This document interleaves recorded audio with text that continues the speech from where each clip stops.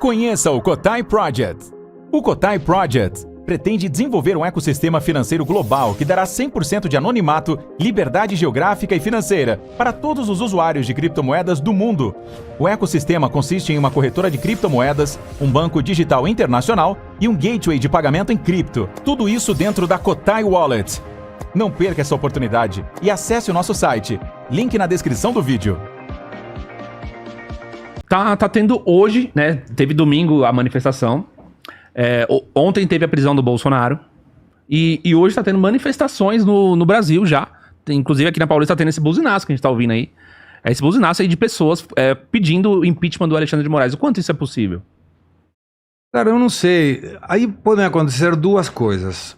Ou vai encrespando e cada vez o pessoal participa mais, ou vai cansando e o pessoal cada vez participa menos. Mas tem alguns setores da economia que não entraram na briga. Caminhoneiros, por exemplo.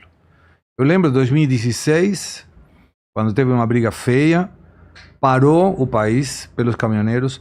Quando foi o resultado da eleição, o Bolsonaro pediu para liberarem os caminhões das estradas, porque tinha muito caminhão parado nas estradas. Então, se você tiver um sindicato, agrupação que for de caminhoneiros e eles estiverem organizados, você consegue parar o país. O que não é bom. Não é bom. Não me parece que seja o resultado. Sim. Mas chega uma hora que você... E outro dia falava um amigo... Quando você tem um animal e você acorrala ele... Encurrala, se chama? Encurrala. Encurrala ele. É mais perigoso ainda que se você desse a possibilidade dele sair e escapar. O Arte da Guerra fala uma coisa que é isso aí, Segré. Você tem que dar uma saída honrosa sempre. Numa guerra, numa disputa, você nunca pode humilhar. Você sempre tem que dar uma saída honrosa. Mas o Moraes não tá... Não, sim. Se a pessoa tá acuada, ela vai pro confronto. Caramba. Tem um texto aqui que eu queria que vocês comentassem, já que vocês estão falando de sanções contra o Brasil. Vamos lá. Estados Unidos anunciam retaliações contra o STF. Isso de hoje, tá?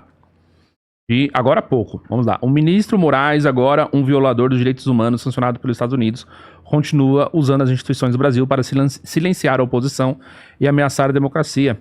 Impor ainda mais restrições à capacidade de Jair Bolsonaro de se defender publicamente. Não é um serviço público. Deixem Bolsonaro falar. Os Estados Unidos condenam a ordem de Moraes que impõe prisão domiciliar a Bolsonaro, responsabilizando todos que colaborarem com essa conduta sancionada. Então, aí que está. Quando responsabiliza todos os que estão involucrados, eu quero ver que ministro vai falar, eu apoio Moraes. Pá, coloco a minha caneta e assino aí. Não é fácil, cara. Você está encrencando com um país que é a maior democracia do mundo. Mas, e juridicamente, o que pode se fazer? Por exemplo, estão dizendo que a decisão pode ser revista. Desde quando eu ouço o assunto envolvendo Alexandre de Moraes, eu nunca vi ele recuar em nada. Ao contrário. Exatamente. Não recuou sobre a questão do TSE, sobre a urna eletrônica, sobre o voto impresso, a opinião dele, e nada mudou em nenhum momento.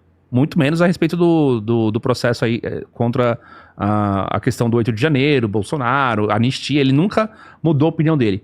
Seria a primeira vez aí que a gente ia ter uma decisão revista pelo STF?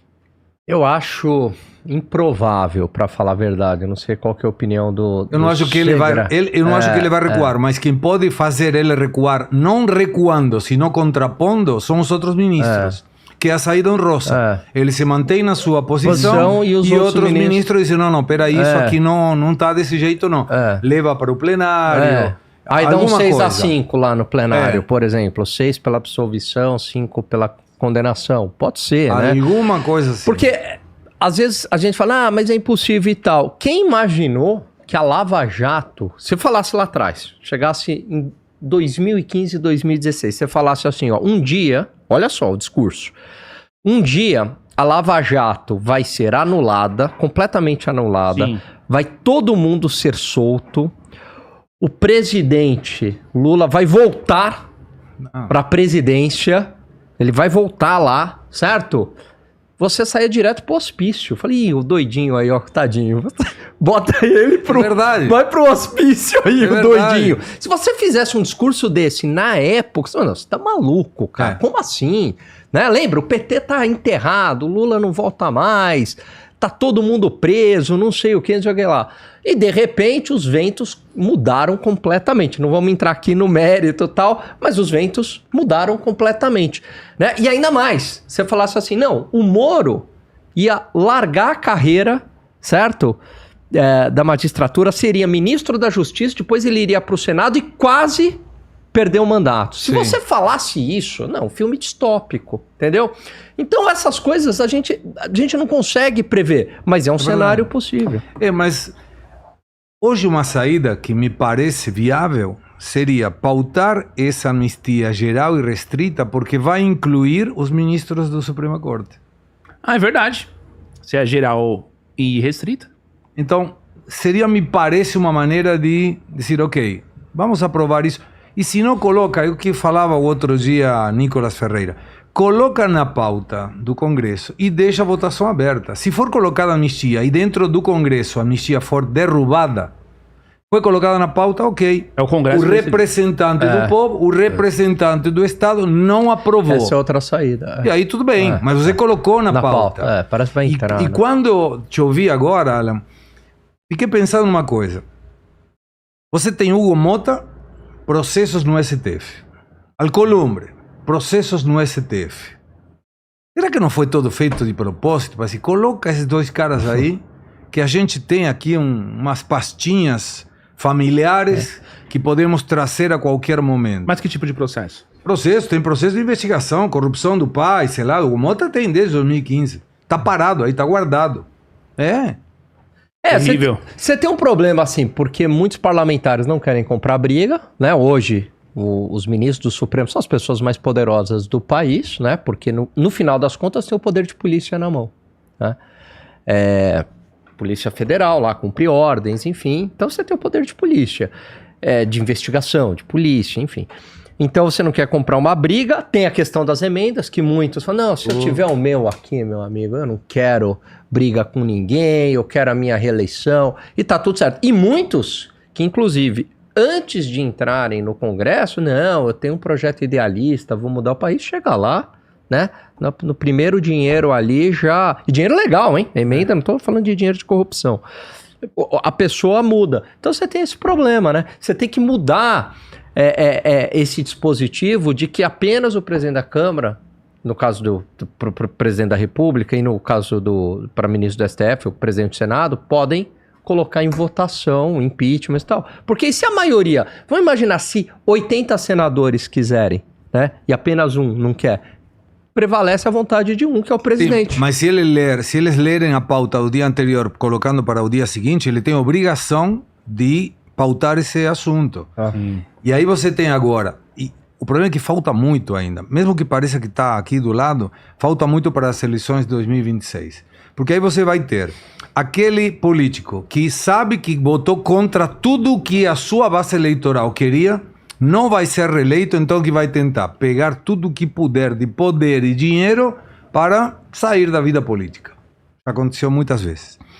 A outra qual é? Tentar colocar pessoas novas da política, sobretudo no Senado, mudam 54 senadores, é muita coisa, que não tenham o rabo preso para que, se preciso for, pautar alguma coisa contra os ministros do Supremo Tribunal Federal, possam fazer isso. E cuidado, pautar um impeachment não necessariamente quer dizer que o impeachment vai fluir, mas tem que ser pautado. Sim. Mas hoje é inviável, porque depende de uma pessoa. Aqui tem algumas informações. 38 senadores são a favor do impeachment de Alexandre de Moraes. Já são 39, me passaram agora que já assinou. Mas você tem uns que não se manifestaram ainda. Não, mas vou te dar um exemplo. Eu não sei se tenho aqui. Mas aí, se não tiver o presidente do Senado, nada avança. Não adianta. Mas olha que curioso. Mas assim, você conseguir 2, 3 ali, você converter 2, 3, não é difícil. Entendeu? Ali no corpo a corpo, você consegue. Mas vamos supor que você tem 80. Um não quer, acabou. Sim, ele não pauta. Mas quando você tem, Alan, 27... já permitiria colocar na pauta, se o presidente quer. Quando então, você tem 41, já é maioria. Aí já é outra coisa, muda o jogo. Até porque mas mesmo assim ele consegue segurar. Não, consegue segurar, mas não sei se consegue segurar tanto assim, porque você tem a outra questão. Vou dar um exemplo. Nome escancarado. Mas nome e sobrenome. Vou dar nome e sobrenome. Tá. Hoje aparece, me manda um vídeo, um senador me manda um vídeo dizendo, olha isso aqui, Ciro Nogueira teve o pedido para visitar o Bolsonaro. Ele foi visitar o Bolsonaro e fez um vídeo do carro dizendo, foi visitar o Bolsonaro, Ciro Nogueira, ministro, chefe da Casa Civil do governo Bolsonaro, não assinou. Ciro Nogueira não assinou. Então você fala, peraí, como um cara que era chefe da Casa Civil de Bolsonaro, o cara não assina para pedir o impeachment do ministro Alexandre de Moraes? Não, ele foi, não, tive autorização judicial e estou indo visitar o meu amigo Bolsonaro. Pô, Por que será que ele tem medo? eu não sei, é que a maioria tem um monte de pastinhas lá no STF. O sistema é ruim, porque quem aprova o ministro é o Senado e quem julga o Senado é o ministro. O sistema Caraca, velho. É verdade. Então como você sai dessa? Eu tenho, Tem que colocar gente eu tenho um nova. amigo meu que ele fala uma coisa, isso nos Estados Unidos, hein? Que você fala assim, essa burocracia invisível não eleita lá, FBI, CIA, né? Próprio Ministério Público e tal, eles têm dossiê de todo mundo.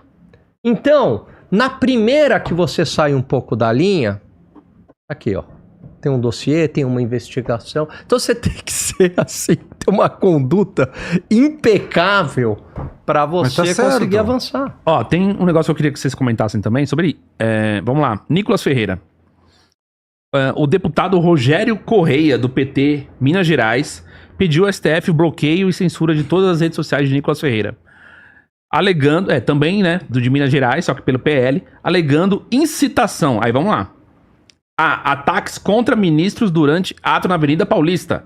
O pedido protocolado nesta terça-feira aponta que Nicolas teria feito ameaças e incentivado Quem que suposta protocolou coação. tem aí? Rogério PT. Correia. Ah, do o PT. PT é o PSOL, é a É, mesma sempre coisa. o mesmo, É o puxadinho jurídico da esquerda batendo a porta no STF pedindo alguma coisa. Eu ouvi, porque Não, eu estava qual é a aí. base, né? O Nicolas Ferreira não incentivou a nenhuma questão de ameaça de nada. Foi uma coisa institucional. Quem se falou muito grosso foi Silas Malafaia. Vai pedir a... Por que não pede? Prisão do Silas? Não, e por que não pede Bloqueio? o bloqueio das contas do Silas Malafaia? Inclusive o Silas foi mais duro. Tratou de criminoso ao ministro e falou, pode me processar por injúria, difamação, o que quiser, calúnia, o que quiser. Se me denunciar, eu vou provar o que estou falando.